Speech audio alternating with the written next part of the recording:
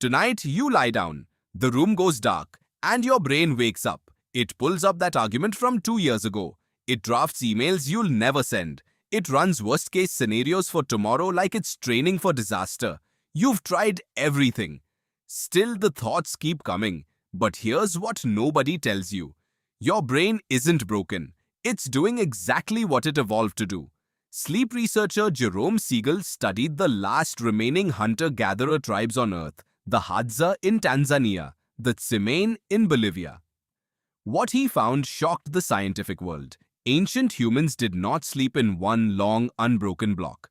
They woke in the middle of the night, regularly, naturally, without panic, because darkness was never meant to be a time of total unconsciousness. It was a time of low-level vigilance. A thread of awareness kept running, listening for predators, scanning for threats, monitoring the group. That thread is still running inside you right now. Neuroscientist Matthew Walker identified the brain network responsible. It's called the default mode network, a cluster of regions that activates not when you're focused, but when you're not. The moment external demands disappear, this network lights up. It starts simulating social scenarios. It rehearses conflicts. It builds predictions about what people around you might do next. This is not anxiety. This is your ancient threat detection system doing its job in the only quiet window it gets all day. The dark amplifies it for one simple reason. During the day, your senses are flooded with input. Visuals, sound, tasks, movement. These compete with the inner voice and win. At night, every competitor disappears. The thoughts don't get louder at night. The silence just removes everything that was drowning them out.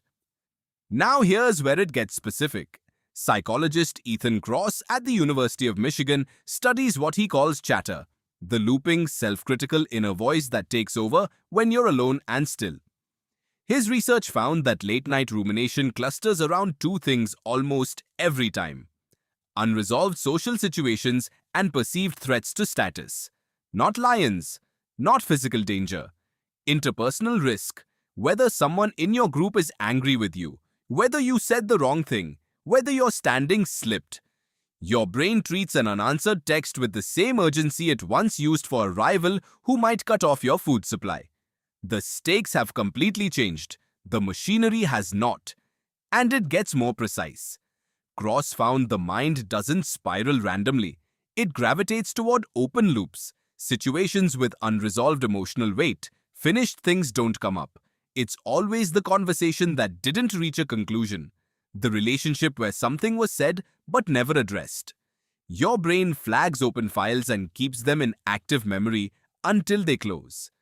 In a world of constant notifications, infinite social feeds, and ambient uncertainty, those files never close. Fighting this makes it worse. Psychologist Daniel Wegner proved it with what he called the ironic process theory. The act of suppressing a thought requires you to first activate it, to check if it's still there, which confirms it is. The harder you push the thought away, the louder it gets. So what actually works? James Pennebaker at the University of Texas ran decades of research on one surprisingly simple intervention: writing down what is unresolved before sleep.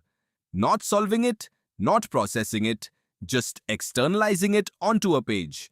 The brain interprets this as captured. The alarm signal quiets because the system registers that the information has been stored somewhere outside your head.